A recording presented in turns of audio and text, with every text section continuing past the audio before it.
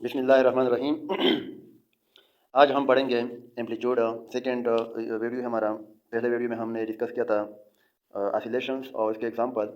आज हम oscillation motion में किसी बॉडी को जो एम्पलीट्यूड होती है उसकी टर्मिनोलॉजी होती है उसको हम पढ़ेंगे। इसमें सबसे पहले आता है एम्पलीट्यूड। एम्पलीट्यूड क्या होता है? It is the maximum displacement of the body from its main position in a cycle is called amplitude. Maximum displacement of a body from its main position in a cycle is called the amplitude.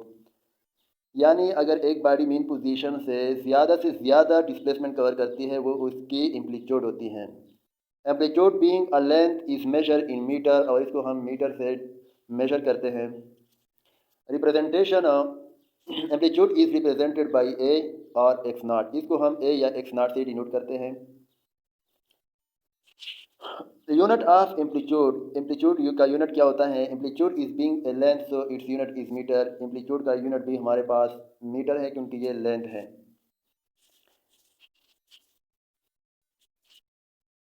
अब यहाँ पर अगर हम एक body की है, हमारे पास pendulum है, एक बाल है, ये मेन पोजीशन पर है। अब अगर यहाँ पर आप इसको देखेंगे मेन पोजीशन से इसकी जो डिस्प्लेसमेंट है ये है और ये भी है।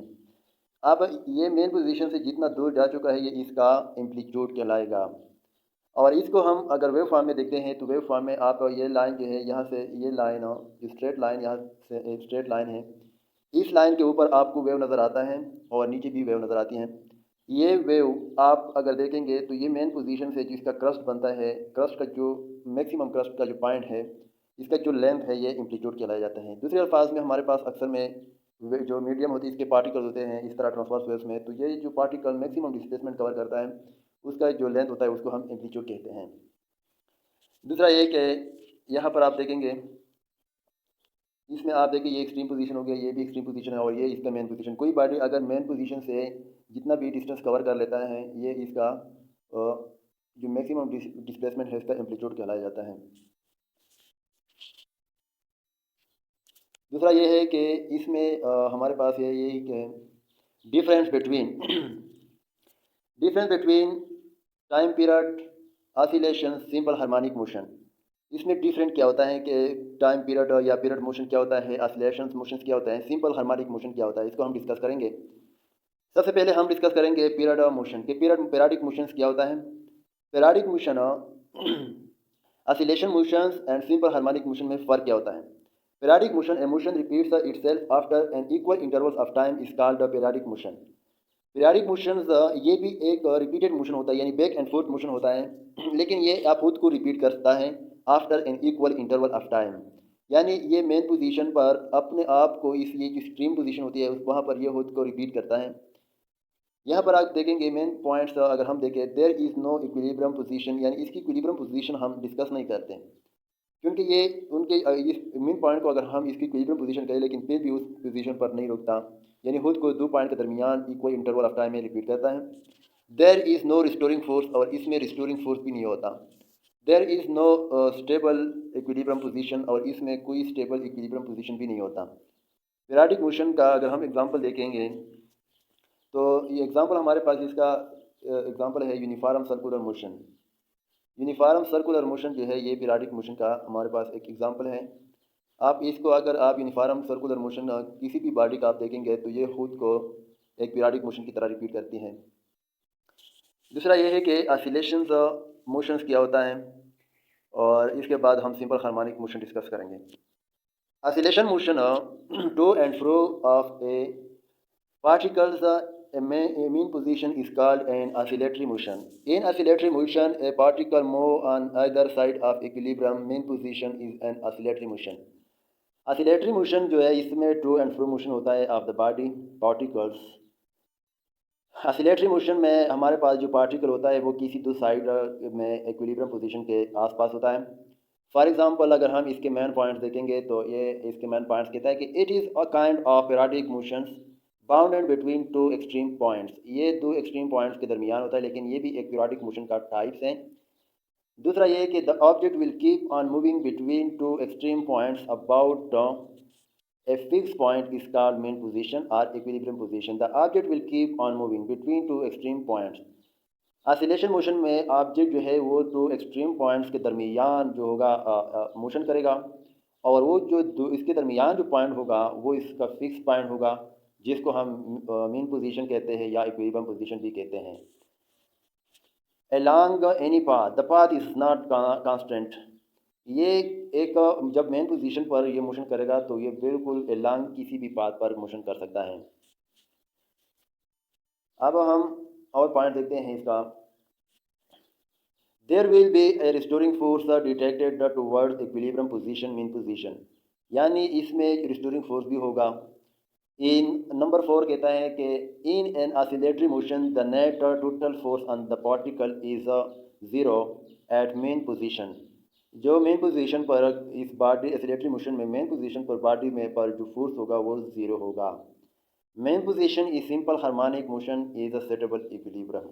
Main position in simple harmonic motion में अगर हम देखते हैं तो ये स्टेबल इक्विलिब्रियम होता है। कंडीशन अगर हम फॉर सिंपल हार्मोनिक मोशन के लिए देखते हैं तो इसके लिए हमारे पास जो सबसे पहला कंडीशन यही है कि अगर हम कहेंगे कि ये मोशन जो है पीरियाडिक मोशन है और पीरियाडिक मोशन में ये हमारे पास सिंपल हार्मोनिक मोशन है या नहीं है, तो इसके सिंपल हम सिर्फ और सिर्फ दो कंडीशन देखेंगे, और अगर दो कंडीशन ये सेटिस्फाइड हो गया तो हम कहेंगे कि ये हमारे पास ये सिंपल हार्मोनिक मोशन है। सबसे पहले हम ये देखेंगे कि F directly proportional to minus X, और दूसरा ये देखेंगे कि acceleration directly proportional to minus X. इसका मतलब ये है कि जितना हम फोर्स रिस्टोरी किसी भी बॉडी पर फोर्स लगाएंगे तो इसकी डिस्प्लेसमेंट ज़्यादा होगी। अगर आप पेंडुलम को मेन पोजीशन से जितना दूर लेकर जाएंगे यानी उस पर फोर्स लगाएंगे तो ज़्यादा डिस्प्ले होगा मेन पोजीशन से। माइनस एक्स का मतलब ये है कि ये जो फोर्स है इसका direction towards the mean position है। अब ये मुश्किल भी है समझने में और आसान भी है अगर हम थोड़ा गौर के साथ सोचें। किसी भी बॉडी को अगर आप मेन पोजीशन से आप किसी दूसरी पोजीशन पर ले जाते हो यानी उस पर आप फोर्स लगाते हो, तो आप जितना फोर्स लगाते हो उतना फोर्स वो मेन पोजीशन की तरफ लगाता है। यानी अगर आप स्प्रिंग के साथ किसी बॉडी को अटैच करें, उसको आप इस पर फोर्स लगाएंगे तो जितना भी आप फोर्स लगाएंगे ज़्यादा करेंगे उतना भी उसमें एक फोर्स रिस्टोर होगा, यानी एक वो बॉडी खुद मेन पोजीशन की तरफ फोर्स लगाएगा, और इस फोर्स को हम रिस्टोरिंग फोर्स कहते हैं। यहाँ पर जो इस फार्मूले में एफ है ये रिस्टोरिंग फोर्स है, और ये रिस्टोरिंग फोर्स का डायरेक्शन जो है ये टुवर्ड्स द मेन पोजीशन है। यहाँ पर दूसरी तरफ अगर आप एक्सेलरेशन को देखेंगे तो एन एक्सेलरेशन जो है ये डायरेक्टली प्रोपोर्शनल माइनस एक्स। इसका मतलब ये है कि जितना आप एक बॉडी को मेन पोजीशन से दूर लेकर जाएंगे यानी इसका डिस्प्लेसमेंट बढ़ाएंगे तो इसका एक्सेलरेशन भी बढ़ जाएगा, यानी इसमें जो एक्सेलरेशन क्रिएट होगी वो भी बढ़ जाएगी। अब अगर हम example of simple harmonic motion लेते हैं तो अगर हम सिंपली एक एग्जांपल पेश करें कि ये क्या है, तो यहाँ पर ऑसिलेशन ऑफ सिंपल पेंडुलम भी ले सकते हैं और दूसरा आप मास स्प्रिंग सिस्टम का भी ले सकते हैं। ये दो एग्जांपल हमारे पास सिंपल हार्मोनिक मोशन के लिए है। इसे हम साबित कर सकते हैं कि ये जो सिंपल पेंडुलम है और दूसरा मास स्प्रिंग सिस्टम है ये सिंपल हार्मोनिक मोशन है। यानी सिंपल हार्मोनिक मोशन का मतलब यही होता है कि आप किसी भी बॉडी को मेन पोजीशन से दूर लेकर जाएं और इसमें ये दो कंडीशन डेवलप हो तो ये मोशन सिंपल हार्मोनिक मोशन होगा। Condition 1 F directly proportional minus x, condition 2 ए डायरेक्टली प्रोपोर्शनल माइनस एक्स। अब हमारे पास और भी एग्जांपल है जो सिंपल हार्मोनिक मोशन नहीं होते। किसी बॉडी को आप कहीं पर पड़ी हो आप उसको हटाएंगे वहाँ से तो वो दोबारा अपनी पोजीशन पर नहीं जाती, तो हमारे पास सिंपल हार्मोनिक मोशन नहीं होता।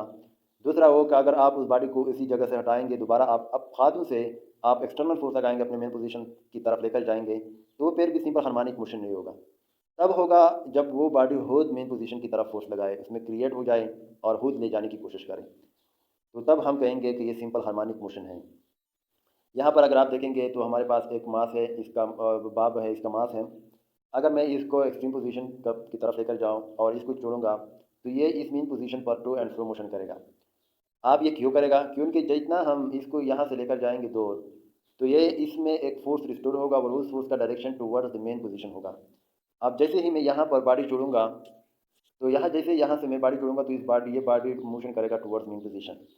अब हमें पता है कि जैसे किसी बॉडी पर हम फोर्स लगाते हैं तो उसमें एक्सेलरेशन क्रिएट होती है, तो यहाँ पर जब इसमें रिस्टोरिंग फोर्स लगेगा, रिस्टोरिंग फोर्स की वजह से इस बॉडी में एक्सेलरेशन क्रिएट होगा यहाँ से, तो एक्सट्रीम पोजीशन जैसे ये जाएगी तो इसकी एक्सेलरेशन बढ़ती जाएगी और तो यहाँ पर इसमें एक्सेलरेशन ज़्यादा होगी, तो जैसे जैसे ये इस तरफ जाएगा तो इसकी एक्सेलरेशन कम होती जाएगी। और यहाँ पर एक्सेलरेशन की वजह से इसकी जो वेलोसिटी है वो ज़्यादा होगी, और यहाँ जब मेन पोजीशन पर पहुँच जाएगा तो इसकी काफ़ी वेलोसिटी होगी, मैक्सिमम वेलोसिटी होगी।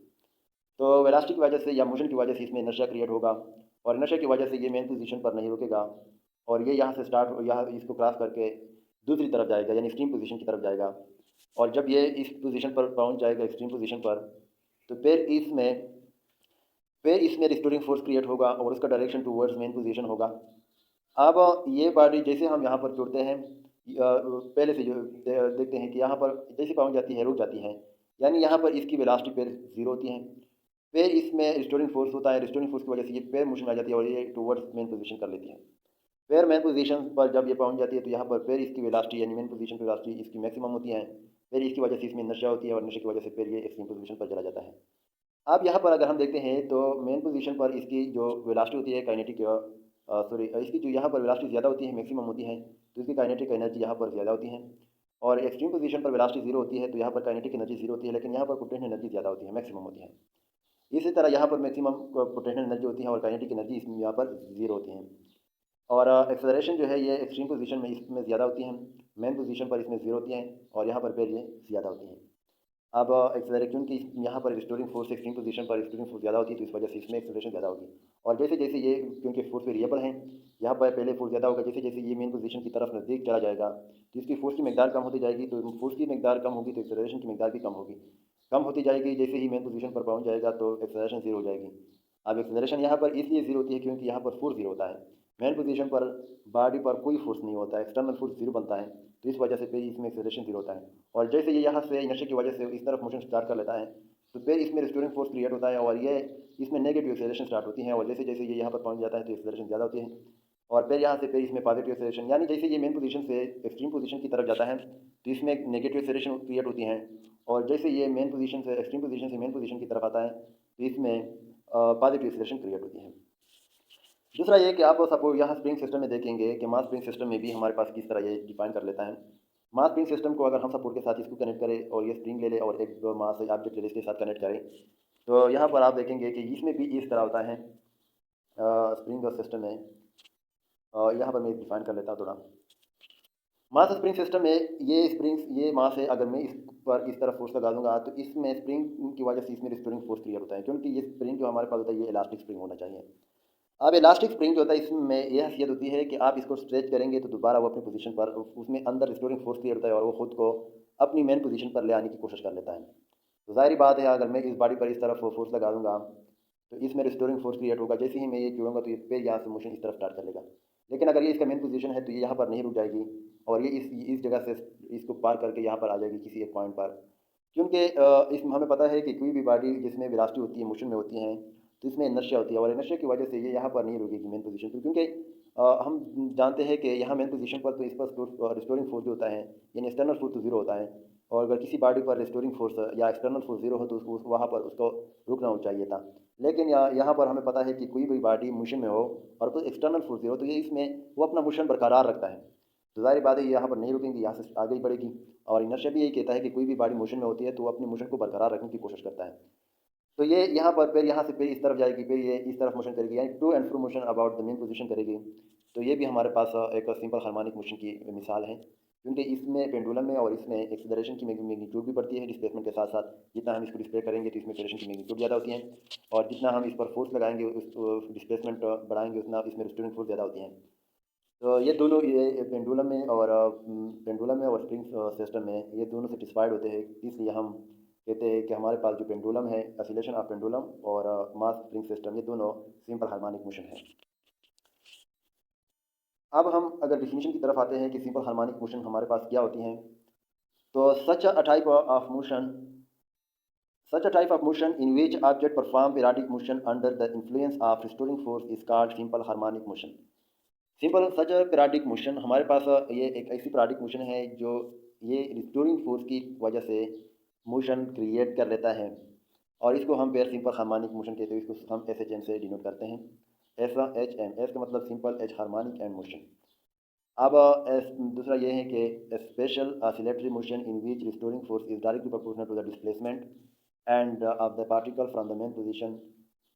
ये इसका मैथमेटिकल डिफिनीशन है कि ये हमारे पास जो सिंपल हार्मोनिक मोशन है ये हमारे पास एक स्पेशल ऑसिलेटरी मोशन है जिसमें force is directly proportional to the displacement, यानी इसमें जो रिस्टोरिंग फोर्स है वो डिस्प्लेसमेंट के डायरेक्टली प्रोपोर्शनल है फ्रॉम द मेन पोजीशन। जितना हम डिस्प्लेसमेंट मेन पोजीशन से बढ़ा दूर करेंगे, ज़्यादा बढ़ाएंगे डिस्प्लेसमेंट, इतना इसमें रिस्टोरिंग फोर्स ज़्यादा होगा।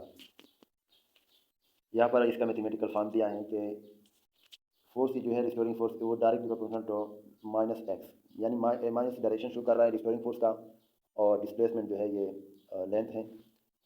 यहाँ पर रिस्टोरिंग फोर्स जो है इसको अगर हम इसका यानी प्रोपोर्शनल को हम ख़त्म करेंगे तो यह हमारे पास आ जाएगा एफ आर ई एस का मतलब है रिस्टोरिंग।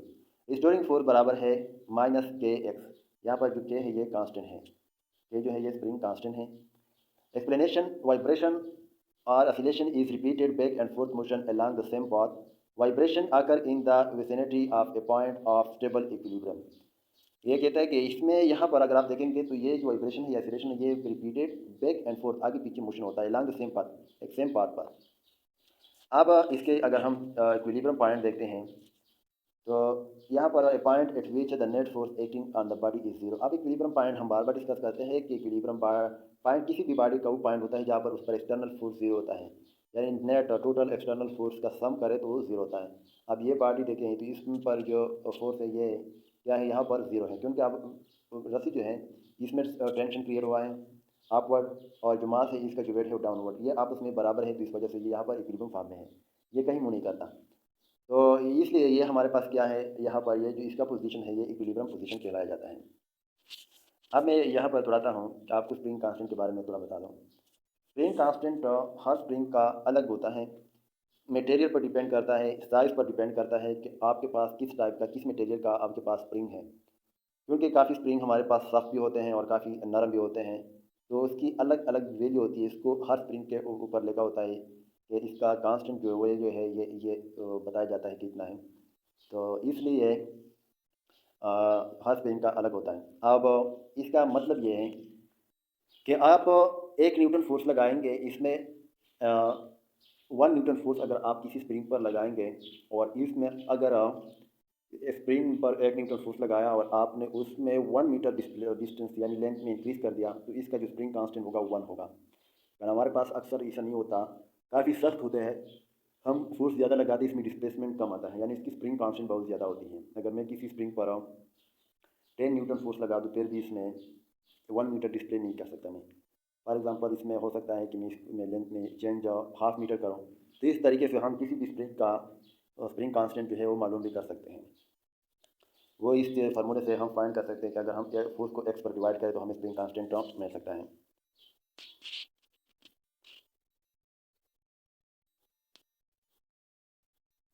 अब यहाँ पर an equilibrium point is also called a stable point when a body is displaced from main position by any external force or to some extreme position, then the net of force pushes the body back to the equilibrium position. Such a force is called restoring force. Restoring force को यहाँ पर हम define करते हैं। Restoring force is a force restoring force is a force in oscillating system that always point toward the equilibrium position. Restoring force क्या होता है कि अगर हम एक पोजीशन पर किसी भी बॉडी को पर एक्सटर्नल फोर्स लगाए और वहाँ से उसको डिस्प्ले करें, किसी एक्सट्रीम पोजीशन की तरफ ले जाए, तो इसमें जो इस पर नेट फोर्स होगा उसका एक रिस्टोरिंग फोर्स होगा। आप किसी भी एक्सट्रीम पोजीशन पर आप बॉडी को रखें और देखें कि इस पर इस वक्त का जो फोर्स लग रहा है वो किस तरफ है, तो ज़ाहिर बात है टुवर्ड्स मेन पोजीशन होगा, तो ये फोर्स रिस्टोरिंग फोर्स कहलाया जाता है, यानी always point towards the equilibrium position. अब यहाँ पर मैं बता देता हूँ, यहाँ पर आप देखें इसमें मेन पोजीशन सिंपल पेंडुलम में मेन पोजीशन से ये इक्विलिब्रियम पोजीशन है, यहाँ से इसको आप अगर आप डिस्प्ले करें तो इस यहाँ पर यानी ये इसका एक्सट्रीम पोजीशन हो गया। ये एक्सट्रीम पोजीशन पर अगर आप देखेंगे तो इसमें एक फोर्स क्रिएट होगा और उस फोर्स को हम रिस्टोरिंग फोर्स कहेंगे और उसका direction towards the mean position होगा, क्योंकि बॉडी हमेशा उस तरफ मोशन करती है जिस पर उस बॉडी पर नेट फोर्स लगती हैं। हमेशा body move in the direction of force. ज़ाहिर बात है अगर ये मेन पोजीशन की तरफ मोशन करता है तो मेन पोजीशन की तरफ उस पर कोई फोर्स लगेगा और उस फोर्स को हम रिस्टोरिंग फोर्स कहते हैं। आप इस मास में देखिए, अगर ये इसका इक्विलिब्रियम पोजीशन है और यहाँ से इसको डिस्प्ले करे यानी इसका एक्सट्रीम पोजीशन है, जैसे हम ये छोड़ेंगे तो ये यहाँ से मोशन स्टार्ट कर लेगा टुवर्ड्स मेन पोजीशन। इसका मतलब ये है कि यहाँ पर इसमें जो फोर्स क्रिएट हुआ है यानी मेन पोजीशन पर, तो एक्सट्रीम पोजीशन पर, तो ये फोर्स रिस्टोरिंग फोर्स हो गया। क्यों रिस्टोरिंग फोर्स हुआ? क्योंकि ये फोर्स स्प्रिंग में स्टोर हुआ है, इसलिए हम इसको रिस्टोरिंग फोर्स कहते हैं। क्योंकि जितना हम फोर्स इस बॉडी पर इस तरफ लगाते हैं, ये फोर्स और रिस्टोर होता है इन स्प्रिंग, तो इसलिए मैग्नीट्यूड में बराबर होता है, डायरेक्शन में अपोजिट होता है, तो इसलिए हम इसको रिस्टोरिंग फोर्स कहते हैं। क्योंकि ऑसिलेशन जो है ये सिर्फ पॉसिबल होता है रिस्टोरिंग फोर्स की वजह से। किसी भी बॉडी में अगर रिस्टोरिंग फोर्स होता है तो वो ऑसिलेशन करता है। Simple harmonic motion obey two condition, तो टू कंडीशन होते हैं इनका। पहला कंडीशन मैंने बताया था कि पहले कंडीशन ये है कि अगर आप डिस्प्लेसमेंट को बढ़ाएंगे तो इसमें रिस्टोरिंग फोर्स बढ़ेगा। आप काफ़ी स्टूडेंट ये समझते हैं कि एफ यू यहाँ पर एफ लिखा है, F I S restoring force को शो करता है। Restoring force directly proportional to minus X. इसका मतलब ये है कि आप यहाँ पर इस प्रोपोर्शनल का मतलब ये है कि अगर आप डिस्प्लेसमेंट को बढ़ाएंगे तो इसमें रिस्टोरिंग फोर्स की मैग्नीट्यूड बढ़ जाएगी। इसका मतलब ये है, अगर आप इसका मतलब ये लेते हैं कि आप अगर रिस्टोरिंग फोर्स बढ़ाएंगे तो डिस्प्लेसमेंट बढ़ जाएगा, तो यह गलत है। क्योंकि रिस्टोरिंग फोर्स की वजह से डिस्प्लेसमेंट नहीं बढ़ती। अगर डिस्प्लेसमेंट बढ़ती है तो वो अगर फोर्स बढ़ती है तो डिस्प्लेसमेंट की बढ़ने से बढ़ती है। जितना आप डिस्प्लेसमेंट बढ़ाएंगे उतना फोर्स बढ़ जाएगा। अच्छा, दूसरा ये कंडीशन है कि जो रिस्टोरिंग फोर्स है ये directly proportional to the displacement but opposite in direction. The negative sign show the restoring force is opposite to displacement. यहाँ पर जो नेगेटिव साइन है ये शो करता है कि जो रिस्टोरिंग फोर्स है इसका direction always toward the mean position होता है। और दूसरा इसका मतलब ये है कि ये डिस्प्लेसमेंट के अपोजिट होता है। क्योंकि डिस्प्लेसमेंट जो होता है, अगर यहाँ से देखते हैं तो इसका डायरेक्शन, डिस्प्लेसमेंट का डायरेक्शन इस तरफ है और इसमें रिस्टोरिंग फोर्स का डायरेक्शन इस तरफ है। यहाँ पर एक्सेलरेशन दिया है कि acceleration directly proportional to minus X, तो ये भी इसका मिसाल है कि अगर आप एक डिस्प्लेसमेंट बढ़ाएंगे तो इसमें एक्सेलरेशन बढ़ जाएगी। किसी भी बॉडी को मेन पोजीशन से जितना आप दूर लेकर जाएंगे उतना इसमें एक्सेलरेशन ज़्यादा होगी। यहाँ पर दिया है acceleration is directly proportional to the displacement, यानी आप अगर यहाँ से इसको बढ़ाएंगे, यहाँ से मेन पोजीशन से जितना आप बॉडी दूर लेकर जाएंगे तो इसमें एक्सेलरेशन की जो मिकदार है वो बढ़ जाएगी और इसका direction always toward the mean position होगा। यानी ये डिस्प्लेसमेंट पर डिपेंड करता है, जितना आप डिस्प्लेसमेंट बढ़ाएंगे उतना इसमें एक्सेलरेशन की मिकदार बढ़ जाएगी। तो आज का यहाँ तक काफ़ी है।